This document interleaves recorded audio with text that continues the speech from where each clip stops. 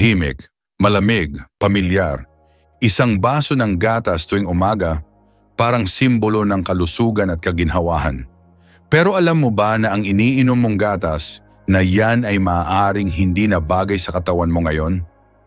At ang mas masakit, baka araw-araw mo pa itong iniinom. Paglampas ng edad na 60, maraming bagay sa katawan ang nagbabago.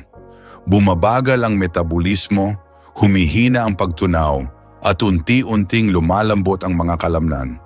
Pero may isa pang hindi madalas napapansin, ang epekto ng maling klase ng gatas.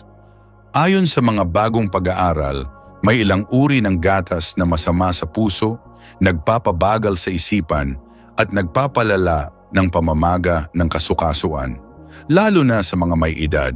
At baka isa o dalawa sa mga ito nasa ref mo na ngayon. Sa video na ito, tatalakayin natin ang 4 na uri ng gatas na dapat mong iwasan paglampas ng edad na 60. At ipapakilala ko rin sa iyo ang 4 na mas mainam na kapalit. Mga gatas na mas banayad sa tiyan, mas mabisa sa buto at maaaring makatulong pa sa alaala mo. Isa sa mga ito, halos hindi pa pinag-uusapan ng karamihan. Pero ayon sa pananaliksik, kayang pabagalin ang cellular aging. At kung iniisip mong simple lang ito, hintayin mong malaman ang epekto ng ikalawang gatas na tatalakayin natin. Marami ang gumagamit nito araw-araw sa kape, pero maaaring ito ang dahilan kung bakit nalilimutan mo ang mga pangalan, kung saan mo inilagay ang salamin, o bakit ka madaling mapagod nang wala namang dahilan. Ang video na ito ay hindi lamang listahan. Ito ay paalala na sa yugtong ito ng ating buhay, bawat baso ng iniinom natin ay dapat nagsisilbing panangga, hindi panganib. Kaya ngayon pa lang, maghanda ka. Maaring isa o dalawa sa mga gatas na babanggitin ko ay kasalukuyang bahagi ng araw-araw mong gawain. At bago tayo magsimula sa unang gatas, nais kong marinig mula sa iyo mismo. Umiinom ka pa ba ng parehong gatas mula pa noon hanggang ngayon? Kung oo, isulat mo ang salitang oo sa baba. Kung hindi na, isulat ang hindi. Tingnan natin kung ilan sa atin ang maaaring nagkakamali nang hindi natin alam. Ngayon, simulan na natin sa unang gatas na tahimik ngunit mapanganib, lalo na kung araw-araw mo itong iniinom. Isang buong gatas o tahimik na panganib sa tiyan, puso at ugat. Si Mang Arturo ay 71 taong gulang. Gising pa lang sa umaga, agad niyang tinutungo ang kusina para gumawa ng kape at gaya ng nakasanayan, nilalagyan niya ito ng buong gatas.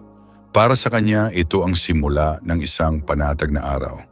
Malasa, pamilyar, at may bahid pa ng alaala ng kabataan. Pero nitong mga nakaraang buwan, napapansin niyang madali siyang hingalin kahit pa sa simpleng paglalakad lang sa palengke. Minsan ay parang may mabigat sa dibdib niya. At ang tuhod niya, parang hindi na sumusuporta gaya ng dati. Akala niya, normal lang ito, bahagi ng pagtanda. Hanggang sa napansin ng anak niya ang isa sa mga karaniwang pinagmumulan ng ganitong problema. Ang gatas na iniinom niya araw-araw. Ang buong gatas ay puno ng tinatawag na saturated fat o matapang na taba. Sa bawat isang baso, may halos 5 gramo na agad nitong naibibigay sa katawan. At para sa isang may edad na katawan, ito ay sobra na. Dahil habang tayo'y tumatanda, bumabagal ang ating metabolismo at ang sobrang taba ay hindi na nasusunog kundi naiipon sa mga ugat at laman loob. Ayon sa pag-aaral ng American Journal of Clinical Nutrition, ang mga taong higit 65 anyos na regular na umiinom ng buong gatas ay may 18% na mas mataas na tsansa ng pagkakaroon ng baradong ugat sa puso at utak. Ibig sabihin ang tila walang kwentang baso ng gatas tuwing agahan, kapag inulit mo araw-araw, ay nagiging daan tungo sa atake sa puso, stroke o hirap sa paghinga. Hindi lang puso ang apektado. Ang mga kasukasuan ay nahihirapan din. Sa mga may limitadong kilos, gaya ni Mang Arturo, ang dagdag na timbang mula sa buong gatas ay unti-unting nagiging pasanin. Ang tuhod, balakang at bukong-bukong ay nabibigatan. At dahil ang katawan ay hindi na ganoon kalakas, Ang kaunting labis na bigat ay maaaring magdulot ng pananakit at paninigas. Paano naman ang tiyan? Maraming seniors ang hindi na nakakapagtunaw ng lactose, ang asukal sa gatas mula sa hayop. Hindi mo man agad maramdaman, pero kapag araw-araw mo itong iniinom, maaaring ito ang dahilan ng kabag, pag-utot, madalas na pagdumi o pananakit ng sikmura. Ang iba ay tinatanggap lang ito bilang normal na lang sa edad. Pero ang totoo, maling gatas lang ang sanhi. At ang alaala, oo, may epekto rin. Ang matataas na saturated fat ay may connection sa pagbilis ng mental decline sa matatanda. Isa ito sa mga silent drivers ng senior forgetfulness na inaakalang normal lang pero pinabibilis ng maling pagkain. Kaya ang buong gatas, gaano man ito kapamilyar o kaginahawa sa panlasa, ay hindi na bagay sa katawan ng may edad. Hindi na ito kapareho ng panahong 20 ka pa. Ang katawan mo ngayon ay nangangailangan ng mas magaan, mas banayad, at mas masustansyang alternatibo. Baka ngayon mo palang ito naiisip. Baka tulad ni Mang Arturo, araw-araw mong iniinom ang buong gatas. Pero ngayon mo lang nare-realize kung gaano ito kabigat sa katawan. Pero hindi pa huli ang lahat. Ngayong alam mo na ang panganib, may magagawa ka. Sa mga susunod na bahagi ng video, ipakikilala ko ang mas ligtas at mas makabago para sa katawan mong nagbabago. Pero bago yan, ang susunod na gatas, mas matamis nga, pero mas mapanira sa alaala. At baka iniinom mo pa rin ito ngayon. 2 condensed milk, matamis pero pamatay sa alaala. Si Aling Viering ay 76 na taon. Mabait, masayahin at kilala sa kanilang barangay bilang laging may bit-bit na kape, may halong matamis na gatas sa lata. Araw-araw sa agahan at merienda, hindi pwedeng mawala ang condensed milk.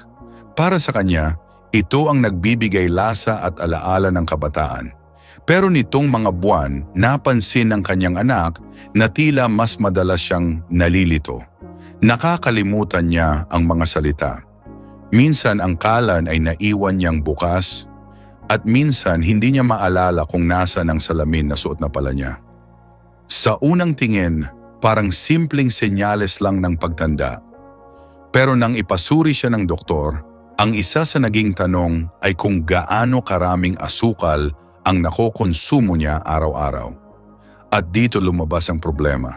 Isang kutsara ng condensed milk na karaniwang pinapabaha sa kape o tinapay ay naglalaman ng halos 10 gramo ng added sugar. At karamihan sa mga seniors, hindi lang isang kutsara ang gamit, kundi 2, 3 o higit pa. Ayon sa mga pananaliksik sa aging at nutrition, ang sobrang asukal ay hindi lang nagpapataas ng blood sugar. Isa rin ito sa mga pangunahing dahilan ng pamamaga ng utak at pagkabalam ng alaala. Tinatawag na ngayon ng ilang eksperto ang memory loss bilang type 3 diabetes, isang uri ng brain-related degeneration na pinapalala ng high sugar intake. Hindi lang alaala ang naapektuhan. Ang sobrang tamis mula sa condensed milk ay nagpapahirap din sa lapay, nagpapataas ng insulin resistance, at sumisira sa natural na balanse ng enerhiya sa katawan. Kaya't kahit nakaupo ka lang, pakiramdam mo'y pagod ka, madalas kang antukin. Minsan wala ka namang ginawa pero para kang hinigop ng lakas. At ang puso, huwag kalimutan, ang sobrang asukal ay nagpapalala ng inflamasyon sa mga ugat. Kapag ito'y araw-araw na ginagawa, ang resulta ay pagkapal ng dugo, paninigas ng ugat, at mas mataas na panganib ng heart attack o stroke. Para sa isang katawan na lampas 60, hindi na nito kayang sumalo ng ganitong stress. At paano ang pagtunaw? Ang condensed milk ay malapot at mabigat sa tiyan. Maraming matatanda ang nakakaranas ng kabag, kabigatan o kabuwal ng bituka matapos ang madalas na konsumo nito. Maaaring hindi ito agad mapansin, pero sa paglipas ng panahon, apektado ang gana, ang tulog, at ang overall na sigla. Bumalik tayo kay Aling Viering. Nang unti-unti siyang itinigil sa condensed milk at binigyan ng mas banayad na alternatibo, may kaunting pagbabago. Hindi ito himala. Pero nagsimula siyang hindi na kalimutin ang pangalan ng mga apo niya. Nagsimula siyang bumalik sa simpleng routines. Sabi niya parang hindi na raw ulap ang isipan niya. Kaya kung iniisip mong harmless lang ang matamis na gatas na ito, isipin mong muli. Ito ay isang matamis na bitag para sa puso, isipan at katawan. Isa itong araw-araw na pampababa ng enerhiya at tagong dahilan ng pagkapagod. At kung iniisip mong lumipat sa mas natural na gatas mula sa halaman, hintayin mo ang ikatlong gatas na tatalakayin natin. Dahil ang susunod, kahit plant-based, ay may taglay na panganib na hindi mo aakalain. 3 gatas na gawa sa bigas, banayad sa panlasa pero taglay ay arseniko. Sa unang tikim parang perpektong alternatibo ang gatas mula sa bigas para sa mga nakatatanda. Lalo na kung hirap ka na sa pagtunaw ng gatas mula sa hayop, ang rice milk ay banayad sa tiyan, walang lactose, at madalas ay may malinis at magaan na lasa. Kaya nga maraming seniors ang lumilipat dito, iniisip na mas ligtas ito. Pero may isang bagay na bihirang mabanggit sa mga etiketa at commercial. Arseniko. Oo, arsenic. Isang kemikal na likas na hinihigop ng tanim na palay mula sa lupa at tubig. Ayon sa mga pagsusuri, kapag ginawang rice milk ang bigas, mas tumataas pa ang konsentrasyon ng arseniko sa bawat baso. Hindi ito artipisyal na nilalagay, kundi natural na sangkap mula sa palay. Pero ang epekto ay malalim. Para sa isang batang katawan, maaaring mabilis itong mailabas. Pero para sa mga may edad na, lalo na kung may hina sa atay o bato, ang arsenikong ito ay naiipon sa katawan sa paglipas ng panahon. Ayon sa World Health Organization, ang matagalang pagkakalantad sa inorganic arsenic ay nauugnay sa panganib ng cancer sa balat, pantog, at baga pati na rin sa pagkabulok ng bato at utak. Hindi lang yan, ang rice milk ay karaniwang gawa sa pinong bigas at tubig lang. Wala itong sapat na protina, taba o mahahalagang bitamina na kailangan ng katawan ng isang senior.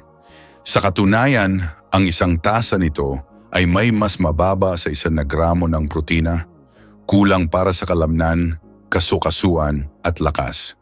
Sa edad na 60, kapag kulang ang protina, mas mabilis ang panghihina, pagkapagod at mas mataas ang tsansa ng pagkadulas o pagbagsak. At huwag kalimutan ang asukal. Maraming rice milk sa merkado ay may idinagdag na asukal para pagandahin ang lasa. Pero hindi ito binabalanse ng hibla, kaya't mabilis ang glycemic spike o biglang pagtaas ng sugar sa dugo. Delikado ito para sa mga may diabetes o pre-diabetes. Kaya bagamat mukha itong ligtas, ang rice milk ay kulang sa sustansya, sobra sa panganib. Hindi ito bagay sa katawan ng isang senior na nangangailangan ng tunay na lakas at proteksyon. Pero paano kung may gatas na mula rin sa halaman, pero may taglay na buong protina, isoflavones, at kayang palakasin ang butot isipan? Hintayin mo ang susunod. 4 flavored milk, masarap sa bibig, pero mapanira sa hormona.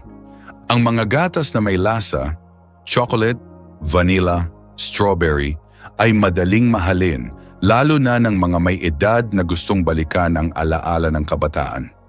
Isang lagok lang at para kang bumalik sa panahong wala pang rayuma, mataas na presyon o pananakit ng balakang.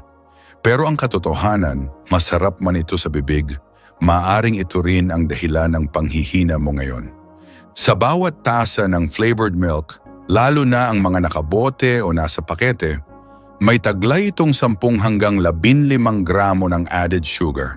Katumbas ito ng isang buong lata ng matatamis na soft drink. Kapag inulit ito araw-araw, ang katawan mo ay tinatamaan hindi lang sa sugar levels kundi pati sa hormonal balance. Ayon sa Journal of Endocrinology, ang sobrang asukal at artificial na flavorings ay nakakaapekto sa produksyon ng insulin, cortisol at leptin. 3 mahalagang hormones para sa lakas, gana sa pagkain at kontrol ng stress. Sa may edad, ang natural na produksyon ng mga hormones na ito ay humihina na rin, kaya't ang dagdag na stress mula sa processed drinks ay lalo pang nagpapagulo sa balanse. Hindi lang asukal ang problema. Ang flavored milk ay kadalasang may taglay na artipisyal na pampalasa, pampalapot at preservative. Mga kemikal na hindi kailangan ng katawan pero pilit nitong nilalabanan. Para sa isang senior, ito'y pwedeng magdulot ng kabag, pagkalito, hirap sa pagdumi o sobrang paghihi. May mga pag-aaral ding nagpapakita na ang ilang sangkap ng flavored milk, gaya ng carrageenan at sucralose, ay may epekto sa gut microbiota o mga mabubuting bakterya sa bituka. Kapag naapektuhan ito, nagkakaroon ng iritasyon sa tiyan, pagbabago sa mood, at pagbagal ng mental focus. Kaya kung minsan ang pagiging bugnutin, lutang o laging pagod ay hindi dahil sa edad, kundi sa iniinom. At kung iniisip mong minsan lang naman ako uminom nito, isipin mong muli. Ang katawan ng isang senior ay hindi na kasing bilis sa detox gaya ng dati. Ang maliit na bagay na paulit-ulit ay nagiging tahimik na lason. Kaya't kahit masarap ito, ang tanong, worth it ba ang sarap kung kapalit ay kalusugan mo? Pero huwag mag-alala. Hindi lahat ng gatas mula sa halaman ay ganito. May isang uri ng gatas. Walang artipisyal na tamis, pero may bit-bit na buong protina, lakas sa buto, at talino sa isipan. At yan ang susunod mong matutuklasan. 5 fortified soy milk. Proteina para sa katawan, isoflavones para sa utak. Minsan, ang isang simpleng baso ng gatas ay hindi lang tungkol sa nutrisyon. Ito'y kasabay ng mainit na almusal habang bumubuhos ang ulan sa labas, o kaya na may iniinom habang pinapanood ang paboritong drama sa telebisyon. Para sa maraming nakatatanda, ang gatas ay parte na ng kanilang tahimik ngunit mahalagang ritual. Kaya't kung pipili ka ng gatas na tunay na akma sa katawan ng isang may edad, ang soy milk na pinayaman ng protina at isoflavones ay isa sa pinakamatalinong pagpili. Una sa lahat, ito ay may buong protina. Ibig sabihin, kumpleto ang sangkap nito para sa pagbuo at pagpanatili ng kalamnan. Ayon sa mga doktor, paglampas ng 6 na po ay natural nang bumababa ang muscle mass ng katawan. Kaya't kung hindi ito susuportahan ng tamang protina araw-araw, mabilis kang manghihina. Mahirap na ang pag-akyat ng hagdan, madali kang mapagod, at mas mataas ang panganib ng pagkadulas o pagkabagsak. Pero hindi lang kalamnan ang benepisyo nito. Ang soy milk ay may isoflavones, mga likas na sangkap mula sa halamang soya na may kakayahang protektahan ang utak laban sa degenerasyon. Ayon sa mga pag-aaral, ang mga isoflavone-rich foods ay nakakatulong pabagalin ang cognitive decline, pinapalinaw ang pag-iisip at sinusuportahan ang memorya. Kaya kung gusto mong manatiling alerto, hindi makalimutin at hindi lutang kahit pa tumataas ang edad, ito ang gatas na bagay sa iyo. Hindi rin ito mabigat sa tiyan. Kabaligtaran ng buong gatas, ang soy milk ay madaling tunawin at hindi nagdudulot ng kabag, lalo na sa mga may lactose intolerance. Wala itong cholesterol at mababa sa saturated fat, kaya't ligtas ito sa puso at sa mga may mataas na presyon. At kung ikaw ay nagtitipid sa enerhiya at kilos mo ay limitado, isang baso lang ng soy milk araw-araw ay sapat na para magbigay ng suporta sa katawan mo. Para sa mga simpleng bagay gaya ng paglalakad sa umaga, pag-aayos ng tanim o pagpunta sa tindahan. Maaari mo rin itong haluan ng mainit na tubig tuwing gabi o isama sa lugaw. Masarap, banayad at puno ng sustansya. At kung sa mga nakaraang taon, parang puro bawal na lang ang naririnig mo, ito naman ang pagkakataon para makahanap ng bagay na pwedeng-pwede sa'yo.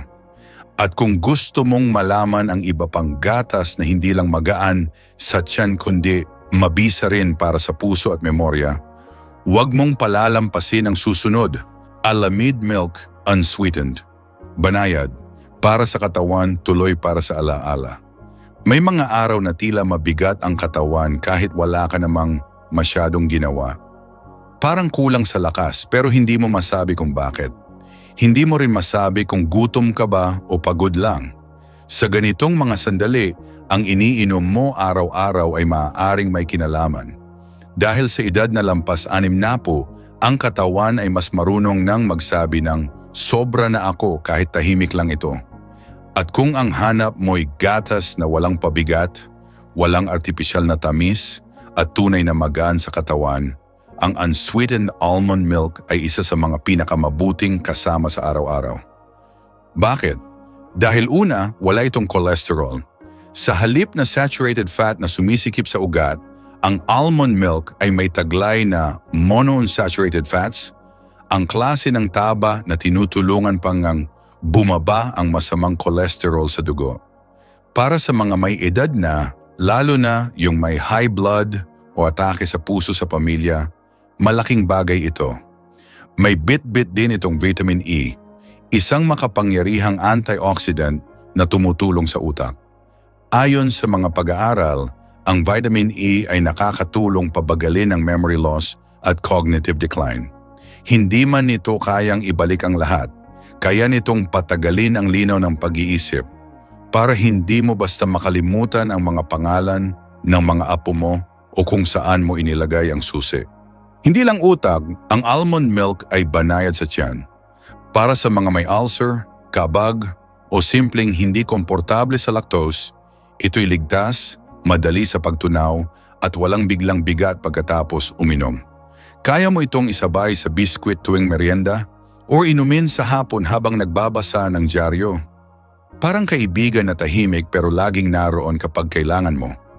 Wala rin itong added sugar, kaya't kung sinasabihan ka ng doktor mo na iwasan ang matatamis, ito ang gatas na hindi mo kailangang ikatakot. Wala rin itong artipisyal na pampalasa, kaya't kung gusto mong lagyan ng lasa, maaari kang gumamit ng natural na vanilya, kanela o konting pulot. Sa dami ng mga bawal at hindi pwede kapag ikaw ay may edad na, ang almond milk ay isa sa mga maaari sa araw mo. At sa mga sandaling gusto mo lang ng simple, tahimik at magaan, ito ang gatas na hindi lang masustansya, kundi parang sinadyang para sa tulad mo. Kung iniinom mo rin ang almond milk o plano mo palang subukan, isulat ang subok ko na to sa baba. At kung akala mong tapos na ang mga opsyon, may isa pa tayong gatas na hindi lang magaan, kundi may taglay na calcium at tulong para sa mas mahimbing na tulog. Pito oat milk with calcium, tulog, tiyan, at tiwala sa galaw.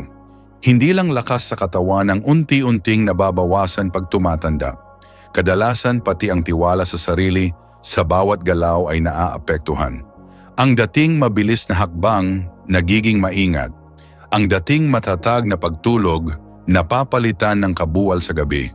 Kaya ang kailangan mo ngayon ay hindi lang basta gatas, kundi yung makakatulong sa butong humihina, tiyang maramdamin at isipang laging gising.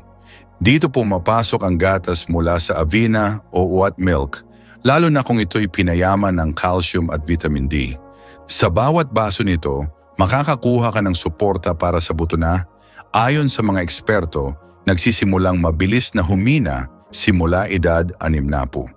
Kapag napabayaan, ang konting pagkadulas ay pwedeng maging bali. Ang simpleng pagkakatulog sa maling posisyon ay pwedeng maging matagal na pananakit. Pero sa tulong ng oat milk na may calcium, mas napapanatiling matibay ang butot kasukasuan.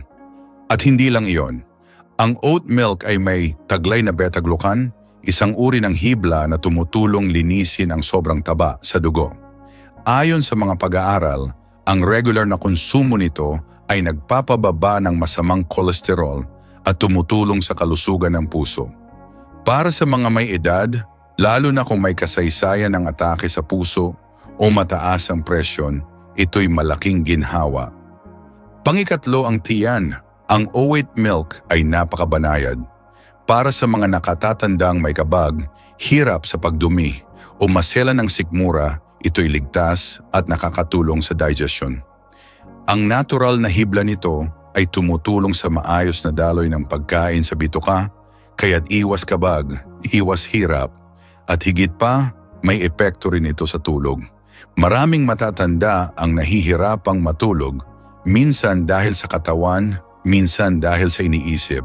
Pero ang oat milk ay may natural na amino acid na tinatawag na tryptophan na tumutulong sa produksyon ng serotonin at melatonin sa utak. Ang dalawang ito ay responsable sa mahimbing tulog. Kaya't ang isang baso ng mainit na oat milk bago matulog ay parang hudyat sa katawan. Panahon na ng pahinga.